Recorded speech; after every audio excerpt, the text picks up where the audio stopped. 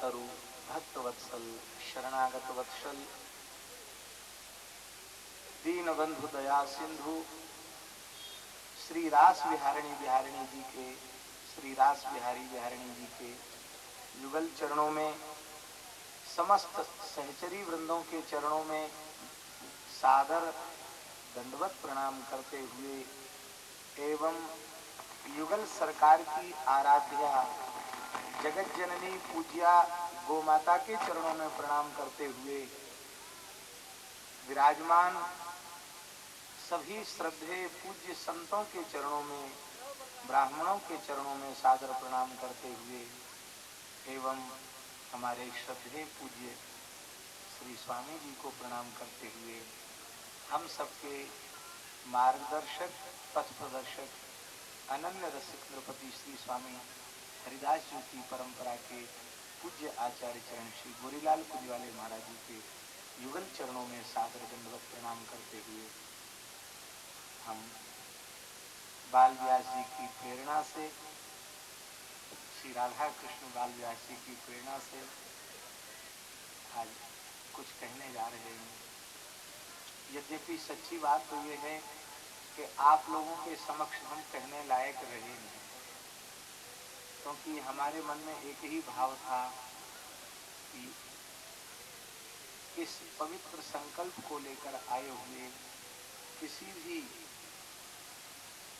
संत वैष्णव के चित्त में, ब्रज यात्री के चित्त में किसी भी प्रकार की कोई पीड़ा न पहुंचे, लेकिन वह प्रयास निष्फल हुआ, व्यर्थ हुआ।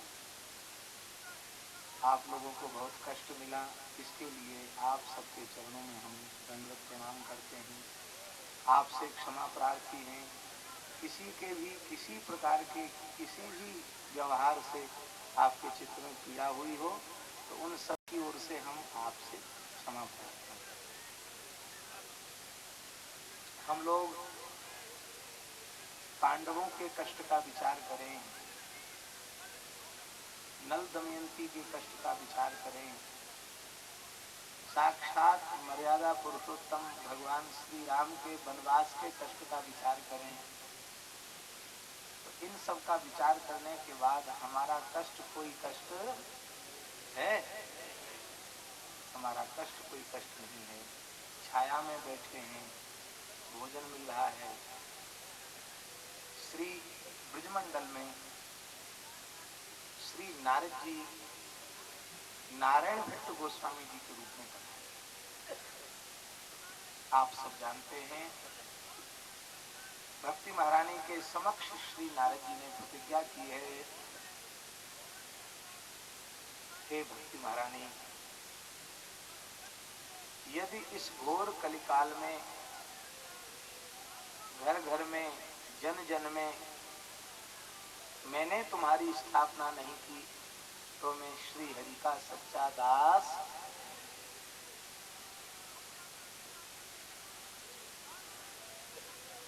कलिना सदृशक कोपि युगो नास्ति वरानने तस्मिस्त्वाम स्थापयिष्यामि गेहे गेहे जने जने। घर घर में और जन जन में तुम्हारी स्थापना करूंगा, ये नारद जी ने प्रतिज्ञा की है।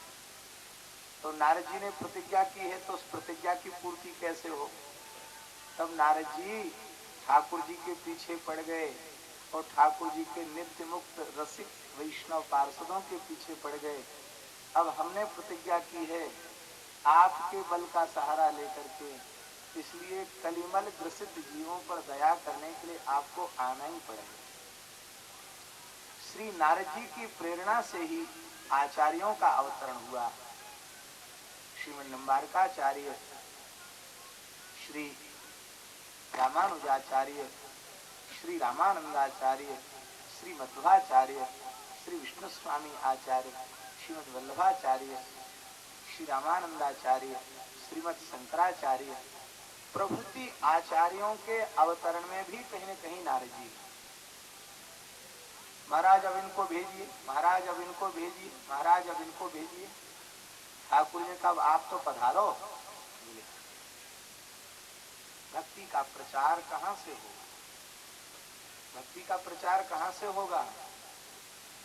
तो जहाँ भक्ति बूढ़ी होकर आते ही युवा हो जाए, वहीं से भक्ति का प्रचार प्रसार संभव। ऐसी भूमि कौन है? ऐसी भूमि है ब्रजमंडल वृंदावन। वृंदावन के अंतर्गत पूरा 84 कोष ब्रजमंडल है, सब वृंदावन ही है। वृंदावन संयोगात पुनस्तुम तरुणी नवा।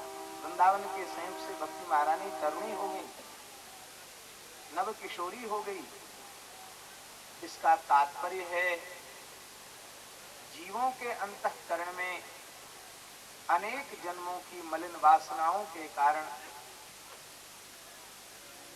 षड विकारों के कारण जो भक्ति जर्जर हो चुकी है, वृद्ध हो चुकी है, ऐसे जीव भी सौभाग्य से ब्रजमंडल के भीतर आ जाएं तो फिर उनकी वृद्ध भक्ति वृद्ध नहीं रहेगी, उनका हृदय वृंदावन बन जाएगा, उनका हृदय ब्रजमंडल बन जाएगा और भक्ति महारानी नृत्य करने लग जाएगी। भक्ति महारानी नृत्य करने और भैया ब्रज यात्रा का प्रयोजन यही है, हमारे हृदय की जर्जर भक्ति अपने स्वरूप में प्रतिष्ठित हो जाए, नव किशोरी के रूप में प्रतिष्ठित हो जाए, हमारा हृदय वृंदावन बन जाए। और जब हृदय वृंदावन बन जाएगा तो वृंदावन में तो श्यामा श्याम का नित्य विहार है, निरंतर विलास है।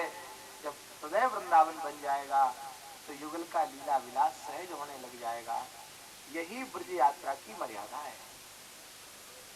तो उन श्री देवर्षि नारद जी का अवतार नारायण भट्ट गोस्वामी के रूप में हुआ तो श्रीमद चैतन्य महाप्रभु जी की पवित्र परंपरा में प्रकट हुए।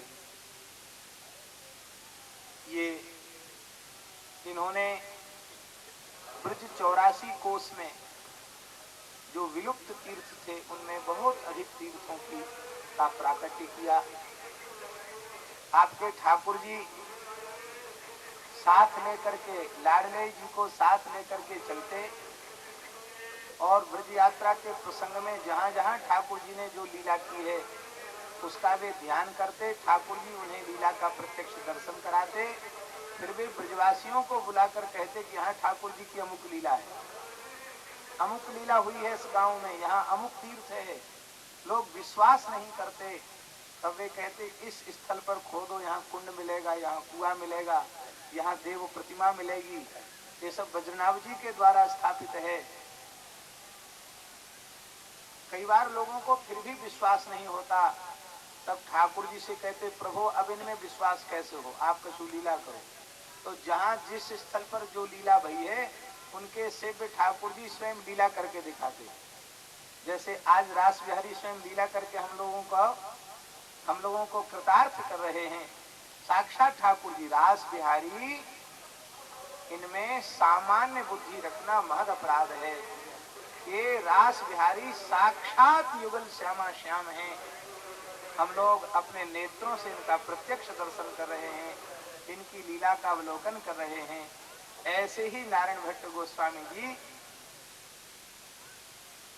शरीर अदृष्ट का फल है, इसलिए उसको भोगने के लिए शरीर में समय समय पर रोग आदि भी उपस्थित होते ही हैं। ब्रजबल्लभ जी के उदर में स्वामी जी भयंकर पीड़ा उत्पन्न हुई। इतनी पीड़ा हुई कि कहीं युगल के सामने हम छटपटाने लगे तो युगल की लीला में रसभंग हो जाएगा और रसिकों को विक्षेप हो जाएगा। तो क्या करें, धीरे से पर्दा के पीछे हो गए। ब्रजबल्लभ जी पर्दा के पीछे हो गए। अब वहां व्याकुल हो गए कि हाय रे हाय, इस प्रारब्ध को आना ही था तो लीला के बाद क्यों नहीं आ गया, लीला के बीच में क्यों नहीं आया, लीला के बीच में क्यों आ गया। जैसे हमको भी पश्चाताप होता है, ये घटना खूब घटती, ठाकुर जी जैसे चाहे वैसे घटती, पर इस यात्रा के बाद घटती तो हम वंचित तो नहीं रहते। बहुत चित्त व्याकुल होता कि हम भी ठाकुर जी के साथ चलें। भैया आज हम अपने मन में सोच रहे थे कि लोगों को कष्ट का अनुभव तो हो रहा है, पर जो सुख मिल रहा है इस पर करोड़ों सुख भी न्योछावर और करोड़ों दुख भी कुछ नहीं है इस सुख के आगे। 5,500 साल पहले ठाकुर जी ने 84 कोस ब्रज में गोचारण किया और आज साक्षात कृष्ण बलराम, बालक बुद्धि मत रखना, साक्षात ठाकुर जी कृष्ण बलराम गोचारण कर रहे हैं, गो पूजन कर रहे हैं। कितना हृदय में भाव बनता, हमारे पैर की सामर्थ्य नहीं है, चिकित्सक ने मना किया है पैर रखने के लिए, लेकिन आज पता नहीं कितनी दूर तक हम चल गए, बाद में पैर में बहुत पीड़ा हो गई, हम भी थोड़ी दूर तक चल लें। बाद में कहा कि इस व्हील चेयर पर हम चलें, लोगों ने मना कर, उन्हें झटका लग जाएगा। हम तड़प रहे हैं उस सुख के लिए और आप लोग लूट रहे हैं उस सुख को। कितने भाग्यशाली हैं आप लोग। ब्रज बल्लभ जी को बड़ी पीड़ा थी, ये दुख इस समय क्यों आया, युगल के लीला रस में विक्षेप क्यों हुआ। तो वे पर्दा के पीछे श्रृंगार घर कहते हैं, श्रृंगार घर में, श्रृंगार घर में हा राधा, हा लाडली, हा रासेश्वरी, हा स्वामिनी कहकर विलाप कर रहे थे। युगल की लीला में विक्षेप हुआ, ठाकुर जी को सहन नहीं हुआ। ठाकुर जी स्वयं ब्रजबल्लभ जी के रूप में ललिता जी का स्वरूप धारण करके रास में आ गए, नृत्य करवे लगे, पदगान करवे लगे। अब ब्रजबल्लभ जी को बड़ा आश्चर्य हुआ, ललिता जी अपना पाठ फिर से देने लगी, हम लहंगा फरिया पहन के श्रृंगार घर में करा रहे हैं पेट के दर्द के मारे, ये दूसरी ललिता जी कहां से प्रकट हो गई। तब तक को लीला मंडली को सेवक वो श्रृंगार घर में गयो तो वहां देखी कि ब्रजबल्लभ जी जो ललिता जी के स्वरूप में है वे तो करा रहे हैं। वह बड़ो आश्चर्य है, ये कैसे है गयो, ब्रजबल्लभ जी यहाँ लहंगा फरिया पहन के ललिता जी के स्वरूप में यहाँ कराए रहे हैं और वहाँ मंच पे युगल को गागा करके रिझा रहे हैं। और आज ललिता जी के नृत्य को देख के रास बिहारिणी बिहारी इतने भावुक है रहे, इतने गदगद है रहे कि रास बिहारिणी बिहारी जी के नेत्रों से प्रेम जल बह रहा है। जितने रसिक हैं सब रस में सराबोर हो रहे हैं। अब उसे बड़ा आश्चर्य हुआ कि ये कैसे। ब्रजबल्लभ जी को समझते हुए देर नहीं लगी, हमारा ही स्वरूप धारण करके ठाकुर जी लीला कर रहे हैं खुद। तब महाराज वो कमरिया उड़ के और ऐसे ढूंक ढूंक के देखने लगी। तो ब्रजबल्लभ बल्लभ सुवन, ब्रजबल्लभ बल्लभ सुवन दुर्लभ सुख ने नंदी। उन श्री नारायण भट्ट गोस्वामी जी महाराज ने ब्रज भक्ति विलास नामक एक संस्कृत का ग्रंथ लिखा, जिसमें वेद पुराण स्मृति धर्मशास्त्र संहिताओं से ब्रजमंडल में की क्या क्या महिमा है उस सबको उन्होंने लिखा है। ब्रज यात्रा का विस्तृत वर्णन लिखा है। उस ब्रज यात्रा की विधि जो नारायण भट्ट जी ने शास्त्रीय विधि लिखी है, उसको यदि हम आपके सामने ठीक ठीक से कहें तो न टेंट की जरूरत है, न तंबू की जरूरत है। वहाँ तो लिखा है कि बस भद्र होकर के फिर निश्चय कर ले। लिखा है प्रथम लीला का ध्यान करे, लीला का ध्यान करता हुआ, जैसे लोहवन में आवे तो लोहवन में आने के पहले लोहवन की लीला का ध्यान करे, वहाँ कौन सी लीला भई, उसी लीला का ध्यान करता हुआ और नाम संकीर्तन करता हुआ, नाम जप करता हुआ वहाँ पहुँचे। वहाँ फिर कहाँ कितने दिन निवास करे ये भी लिखा हुआ है। उद्धव जी ने, स्वामी जी उद्धव जी ने 84 कोस की यात्रा करी और गोपिन ने कराई, ब्रजवासिन ने कराई। आप लोग कहेंगे कितने दिनों में करी उद्धव जी ने ब्रज यात्रा? 15 दिन में नहीं, महीना भर में नहीं, कितने? भागवत जी में लिखो है उवास कतिचिन मासान, कुछ महीनों में की। कुछ महीनों का तात्पर्य टीकाकारों ने लिखा है उद्धव जी ने ब्रज यात्रा 6 महीने में करी। कितने दिन में? 6 महीने। जहां गए वही गांव में रम गए, फिर आगे बढ़ गए। यात्रा के समय व्रत लेकर के रहें। लिखा है नारायण भट्ट जी ने कि नक्त व्रत करे। नक्त व्रत माने दिन में स्वल्प दुग्ध फल आदि ले सकता है, जल ले सकता है, और रात्रि को केवल एक बार भोजन करे। ये लिखा है महाराज जी। और बड़े बड़े नियम लिखे हुए हैं यात्रा के। वृक्ष आवे, लता आवे तो उसको भगवत बुद्धि से प्रणाम करे, दाहिना वर्त करके चले, गाय को देखकर दाहिना वर्त करके चले, ब्राह्मणों को प्रणाम करे, ब्रजवासियों को प्रणाम करे, चींटी का भी तिरस्कार न हो, किसी प्राणी का तिरस्कार न हो। इन नियमों को लेकर के भगवान नाम जप करते हुए कोई ब्रज यात्रा करे तो सद्यः प्रेम की प्राप्ति होगी। पर एक बात भैया बड़े ध्यान से सुनने की है, भूमि का महत्व कहीं जाएगा नहीं। हम लोग तो अपराध के खजाने हैं, भंडार हैं। सद्यः प्रेम की प्राप्ति नहीं होगी तो कालांतर में होगी। पर जो भी धोखे से भी ब्रजमंडल में आ गया है और ब्रज यात्रा कर ली है, काल का अंतराल भले ही आ जाए पर वह युगल प्रेम अवश्य प्राप्त करेगा, इसमें कोई संदेह नहीं।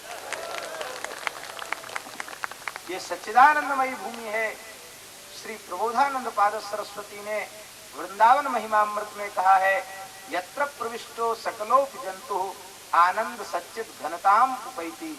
इस वृंदावन की भूमि में, ब्रजमंडल में कोई मनुष्य नहीं, वैष्णव नहीं, भक्त नहीं, कोई कीड़ा मकोड़ा, कोई जीव जंतु वृंदावन की सीमा में प्रवेश कर जाए, ब्रजमंडल में आ जाए तो वो सच्चिदानंद घनता को प्राप्त हो जाता है।